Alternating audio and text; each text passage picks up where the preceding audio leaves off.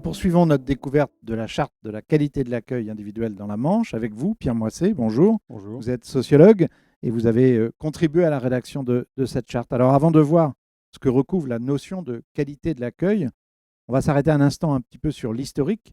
À quelle époque apparaît cette notion en France? Alors la notion de qualité d'accueil en France est en débat, on va dire, au niveau international depuis une petite quinzaine d'années dans différents travaux qui sont restés relativement discrets par rapport aux politiques publiques jusque-là. Et on va dire que depuis une petite dizaine d'années, on a ce qu'on pourrait appeler une émeute sur la question de la qualité dans l'accueil de la petite enfance, principalement dans l'accueil collectif dans un premier temps, où il s'agit pour les différents réseaux publics et privés d'afficher différents labels, certifications par rapport à leur qualité d'accueil. Et ces toutes dernières années, donc c'est une démarche relativement novatrice que nous avons là, dans l'accueil individuel auprès des assistants maternels. Pourquoi se développe-t-elle ainsi en France? Alors, la notion de qualité d'accueil, elle est intéressante dans son arrivée dans le débat sur la question de l'accueil de la petite enfance. En fait, cette arrivée elle est motivée par au moins trois phénomènes. Premier phénomène, le plus global, le phénomène d'ensemble, c'est que tout ce qui fondait, on va dire, la légitimité de l'accueil de la petite enfance il y a encore quelques décennies, c'est-à-dire du côté de l'accueil collectif, l'aspect sanitaire, les normes sanitaires, et du côté des assistants maternels, on va dire, une rapide professionnalisation de la maternité et de la féminité. Donc ces grandes références sanitaires d'une part, maternité, féminité d'autre part, sont de plus en plus remis en question. C'est-à-dire qu'on se dit de moins en moins, il est simple de devenir professionnel en étant simplement femme, voire femme formée au métier du sanitaire. Donc ça, c'est en train de glisser lentement. Et donc se pose la question de qu'est-ce qui fonde la possibilité et la possibilité d'agir en qualité auprès des jeunes enfants. Et ces labels qualité, ces certifications, ces différents courants, ces différentes démarches viennent répondre à cette question d'une certaine façon. Donc ça, c'est le premier élément. Deuxième élément, c'est que nous avons une politique d'accueil des petites enfances en France qui est ancienne, plutôt dotée, plutôt puissante, mais extrêmement floue dans ses objectifs. Au niveau national, on a une accumulation d'objectifs assez divers. Alors historiquement, c'est une politique de l'emploi, hein, c'est une politique pour permettre aux femmes qui s'étaient mises à travailler de rester ou d'accéder à l'emploi, d'abord une politique de l'emploi. C'était une politique d'insertion, aujourd'hui c'est devenu une politique également de lutte contre la reproduction intergénérationnelle de la pauvreté. Et ces trois objectifs, enfin vraiment, on peut en voir plus encore, hein, ces différents objectifs sont accumulés sans être hiérarchisés. Et donc pour les gestionnaires, pour les acteurs de l'accueil de la petite enfance sur le terrain, ces démarches qualité viennent essayer de mettre de l'ordre, de prioriser, de hiérarchiser ces différents objectifs qui leur sont un peu livrés en vrac par les référentiels nationaux jusqu'ici. Troisième point, c'est un aspect aussi de mise en concurrence. Il y a aussi un marché de la petite enfance qui est ouvert depuis une quinzaine d'années avec l'arrivée dans l'accueil collectif des gestionnaires privés lucratifs. Et les différents réseaux privés, mais également les réseaux publics entre eux, se retrouvent à devoir se concurrencer et donc se démarquer. Et donc là, la démarche qualité vient également permettre d'afficher une identité particulière pour les différents réseaux. Les assistants maternels viennent dans un second temps là, dans ce jeu-là. À mon avis, en tout cas tel que je l'ai vu apparaître, c'est plutôt cette idée que plus l'accueil collectif se promouvait à travers ces différentes démarches qualité, plus les assistants maternels pouvaient apparaître comme un accueil sans qualité. Et là, il est normal que les différents syndicats, fédérations, que les acteurs de terrain soient dit, mais attendez, on n'est pas une espèce d'accueil comme ça, une sorte de quantité d'accueil, nous sommes aussi des personnes qui agissent en qualité. Et oui, mais alors quelle qualité? Donc c'est ça aussi qui motive cette arrivée maintenant assez puissante et assez intéressante dans l'accueil individuel de cette notion de qualité. Alors, que peut-on dire de cette qualité d'accueil? Comment peut-on la définir?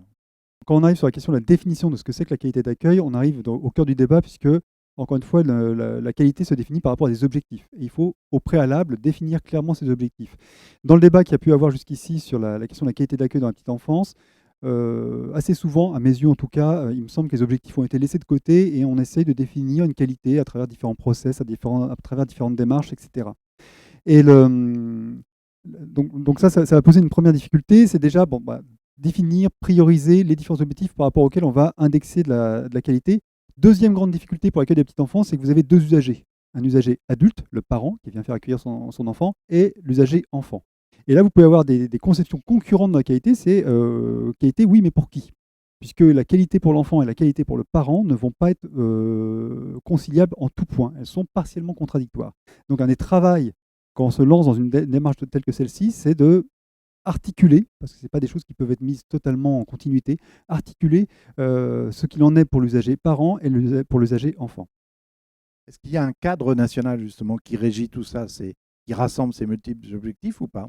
Alors pas vraiment, nous avons depuis quelques années une charte nationale de l'accueil du jeune enfant, par rapport auquel aussi a pu être retravaillé tout le travail qui s'est mis en place dans la Manche, qui vient, on va dire, pour le coup quand même, poser quelques grands objectifs, quelques grandes orientations. Mais on est là sur encore un cadre très très large dans lequel les différentes conceptions de la qualité, dans lesquelles les différentes démarches relatives à la qualité d'accueil vont pouvoir se battre et encore s'entrechoquer avec pas mal de marge de manœuvre. Et cette charte est quand même déjà une première étape parce que ça n'existait pas jusqu'ici. Donc, bon, ça arrivait relativement tard. C'est la fameuse charte Jean Pinot, issue de toute la démarche de consensus avec Laurence Rossignol et Sylviane Champignon à la signature. Mais pour autant, effectivement, et cette charte va, pour ce qu'il en est de l'articulation de l'usager adulte et de l'usager enfant, elle va encore laisser pas mal de marge de manœuvre et pas mal de travail à faire sur le terrain, tel que ça se réalise notamment dans la Manche. Alors voilà pour le cadre, voilà pour Mhm. la définition de ces objectifs. On va regarder d'un peu plus près maintenant cette charte qualité de l'accueil individuel dans la Manche. Est-ce que vous pouvez nous parler de la démarche qui a été engagée pour sa rédaction? Alors, c'est une démarche participative. Donc, on a eu tout un groupe d'assistants maternels qui a bien voulu se rendre présent, disponible et engagé sur 6 à 8 séances. Je ne me rappelle plus exactement le nombre, mais je crois qu'on est plus proche de 8 séances, notamment à travers le confinement, c'est-à-dire qu'on a commencé en présentiel, continué en distanciel et terminé en présentiel à nouveau. Donc, il a fallu s'engager le soir pour mettre en débat, justement, se poser la question ensemble, mais qu'est-ce que c'est que la qualité d'accueil en assistant maternel? Et puis débattre point par point, c'est-à-dire, ça, ce sont des professionnels. Alors, dans cette démarche participative, ce qui pourrait poser question, c'est que oui, il y a de la participation, mais ce ne sont que quelques assistants maternels, au maximum une dizaine. Donc, est-ce que ça représente suffisamment le travail et les préoccupations de l'ensemble des assistants maternels de la Manche? Probablement pas, mais c'est une démarche révisable et c'est une démarche qui, en tout cas, a été d'élaboration avec des professionnels engagés dans une pratique. Ça, c'est vraiment ce qui me semble intéressant, de ne pas partir sur quelque chose de théorique, de quelque chose d'un petit peu perché, mais là, on débat et on se débat avec des personnes qui vous parlent de leurs pratiques, de leurs dilemmes, de leurs enjeux dans la pratique et qui vont pouvoir nourrir cette réflexion sur qu'est-ce que c'est que la qualité d'accueil dans ce contexte particulier. Parce que juste pour signaler, là, un des enjeux de cette démarche et de ces démarches en assistant maternel, c'est que dans le domaine de l'accueil de la petite enfance, la légitimité, qui est tout à fait discutable, de l'accueil collectif est tellement forte qu'il peut y avoir une tendance pour les assistants maternels à vouloir se définir en se démarquant du collectif. Nous, on ne fait pas ça comme eux, etc. Nous, on fait ça. Et l'idée, c'était pas du tout de se démarquer de l'accueil collectif, l'idée, c'était de faire ressortir ce qui se passe déjà là, dans l'accueil individuel du jeune enfant, et qui est intéressant à faire monter en généralité, à faire monter en visibilité. Alors, à quoi peut servir maintenant cette charte qui a été écrite, relue, écrite, corrigée, maintenant qui a force de loi, Mm. si j'ose dire, au moins dans le département de la Manche? À quoi peut-elle servir maintenant? Et ben justement, pour revenir sur votre expression, elle ne va pas vraiment avoir force de loi, parce qu'on n'est pas sur une circulaire ou sur un décret. Elle a peut-être plutôt force d'exemplarité et, on l'espère, une force d'attractivité. C'est-à-dire que j'espère elle est écrite et elle a été, en tout cas, pensée, hein, quand je pense à nos débats avec le groupe, de manière avec une certaine appétence, en fait. C'est-à-dire ce qu'on avait envie. C'est quelque chose de désirable, de souhaitable, en fait, et non pas quelque chose à tenir, quelque chose à atteindre. Et comment elle peut fonctionner? Alors justement aussi, c'est intéressant de se démarquer cette expression que vous avez heureusement utilisée, donc force de loi, puisque dans la relation entre les parents, les assistants maternels et leurs parents, parents employeurs, alors, il y a beaucoup d'histoires de contrats, hein, de réglementation, un aspect contractualo-administratif qui peut venir aussi esquinter ces relations. Et la charte n'est pas là pour venir fournir une sorte de bouclier contractuel aux assistants maternels, mais pour faire ressortir aux yeux des assistants maternels elles-mêmes et aux yeux des parents, mais comment on travaille et pourquoi on travaille. Comment on travaille, c'est qu'est-ce qui se passe, quels sont nos choix, quels sont nos dilemmes, quels sont nos enjeux, pourquoi, quelles sont nos valeurs, quels sont nos objectifs dans cet accueil. Donc on n'est pas en train de parler contrat, on est en train de parler de ce qui se passe et que le contrat ne fait que justement encadrer, réguler, mais de l'extérieur. Maintenant, on va parler de l'intérieur de ce qui se passe dans cette relation d'accueil. Et c'est ça que la charte a comme fonction, c'est de venir, comme un levain, justement, faire monter, faire lever tout ce qui se passe déjà sur le terrain, mais qu'il s'agit encore une fois, d'enrichir et de stimuler avec cette notion de charte. Alors, c'est une notion nouvelle, hein, puisque Mhm. ce document n'existait pas ici Mm. au niveau du département. Est-ce qu'on peut parler de professionnalisation ou le mot n'est pas le bon? Alors, le terme de professionnalisation vient souvent hanter les assistants maternels, hein, en re-questionnant justement, puisque si on utilise le terme professionnalisation, particulièrement pour les assistants maternels, c'est toujours avec cette suspicion que travaillant chez elles, et étant des femmes quand même, hein, bon, c'est pas tout à fait professionnel. Pour moi, c'est moins la question de l'enjeu de la professionnalisation en soi que d'une certaine professionnalisation. Parce que la professionnalisation, vous pouvez aussi essayer de la faire du côté du contrat. Je vais faire un contrat très blindé, très, très carré, etc., qui va définir mes prestations de manière très sèche et très précise. Vous pouvez vous sentir très professionnel, ça ne veut pas dire que vous vous sentirez heureux dans cette relation d'accueil. Et là, la charte, c'est plutôt nourrir une professionnalisation justement en donnant à voir, encore une fois, en donnant à sentir et à penser ce qui se passe très concrètement dans l'accueil. Non pas pour le réguler, mais pour l'afficher en termes de pratique, parce qu'on sait très très peu ce que c'est qu'un bon accueil du jeune enfant. Pas plus en collectif qu'en individuel, je vous rassure. Donc on sait très très peu, et là c'est vraiment la charte, la fonction de, effectivement, œuvrer à une professionnalisation en donnant de la consistance à la profession, non pas en définissant un cadre. C'est plutôt par l'intérieur, par la consistance en fait. Vous-même, qu'avez-vous retenu de la démarche engagée? Est-ce que vous avez appris des choses? Alors oui, j'ai appris des choses. Bon, déjà aussi, je me suis beaucoup amusé, et ça c'est important, et je le dis aussi en tant que praticien, que consultant, qu'accompagnateur de différents groupes. La notion de ludique est importante, parce que c'est là aussi où on sent qu'il y a quelque chose qui se produit également dans l'amusement, enfin, dans une sorte d'excitation de la création, si on veut. Et oui, et c'est là où j'ai appris des choses, c'est que par rapport à des différentes intuitions que je pouvais avoir par rapport à d'autres groupes que j'ai pu animer, c'est qu'on a pu aborder justement très concrètement certains points sur qu'est-ce que c'est que penser son accueil dans son cadre domestique.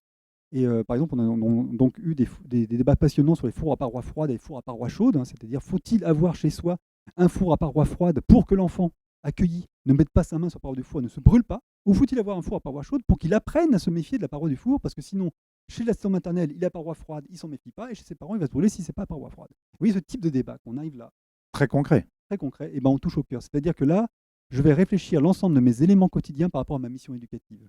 Et c'est là qu'on a le truc. C'est là qu'on touche à ce que c'est assistant maternel, c'est-à-dire, c'est pas du chez-soi, c'est du chez-soi retravaillé pour devenir une scène d'accueil. Et ça touche le four à parois froides, ça touche le rangement, ça touche l'aménagement de l'espace, ça touche les horaires des membres de la famille, ça touche mon positionnement spatial dans ma maison quand les enfants sont là, quand les enfants ne sont pas là, etc., etc. Et là, on est au cœur du boulot. Et donc là, moi, ça a été vraiment quelque chose que j'ai appris, qui m'a permis vraiment qui m'a fourni ces images supplémentaires sur toutes ces questions-là, en tout cas. Pierre Moisset, en conclusion, que pourriez-vous retenir du travail fourni pendant ces mois de collaboration, d'écriture? Bon, plusieurs éléments. Donc, à titre personnel, j'en retiendrai que bon, ça a été un travail qui s'est poursuivi aussi à travers toutes les preuves du confinement, et qui m'a permis aussi, moi, à travers les visios qu'on a eu le soir, parce que c'était des visios le soir assez tard avec les différentes personnes, de m'en trouver aussi avec mes propres enfants qui tournaient, qui passaient parfois devant la caméra, donc de ressentir en miroir la situation de ces personnes avec la confrontation des scènes personnelles et professionnelles. Donc ça, c'était très intéressant comme mise en abîme, en tout cas dans la situation, et ça contribuait aussi à l'aspect plaisant de la démarche. Et je retiendrai que c'est, donc encore une fois, à l'aune de mon expérience, une des premières démarches que je vois aboutir, une démarche de définition de la qualité d'accueil d'un assistant maternel sur un territoire qui va jusqu'au bout, jusqu'à sa rédaction finale, sa mise en œuvre finale, en restant participatif jusqu'au bout, hein, c'est-à-dire que c'est mise à l'épreuve de la lecture des professionnels de terrain aux différentes étapes, avec voilà, cette définition en plein de cette définition d'accueil qui est basée sur l'expérience, les dilemmes et les enjeux des professionnels sur le terrain. Et enfin, dernier point que je retiens par rapport à cette démarche, c'est que c'est donc une démarche participative, c'est un premier jet, mais qui est vraiment destiné à être révisable. Ce qu'il faut retenir, c'est la procédure, le protocole, si on veut, c'est-à-dire que des professionnels de terrain sont réunis avec des animateurs, en tout cas des personnes qui permettent et qui enrichissent le débat, pour réfléchir ensemble sur la qualité de leur accueil, sur la qualité de leur pratique au quotidien. Et ça peut être révisable tous les 3 ans, tous les 5 ans. Donc là, après, c'est à charge aux professionnels, à leurs différents animateurs, aux différentes personnes qui travaillent auprès d'eux, de sentir le moment où cette charte va peut-être être arrivée au bout, ou va solliciter de nouveaux débats sur différents points, et donc de nouvelles démarches participatives. Moi, ce que je souhaiterais, c'est qu'effectivement, ce soit le début d'une réflexivité collective maintenue sur un territoire. Merci beaucoup, Pierre Moisset. Merci à vous.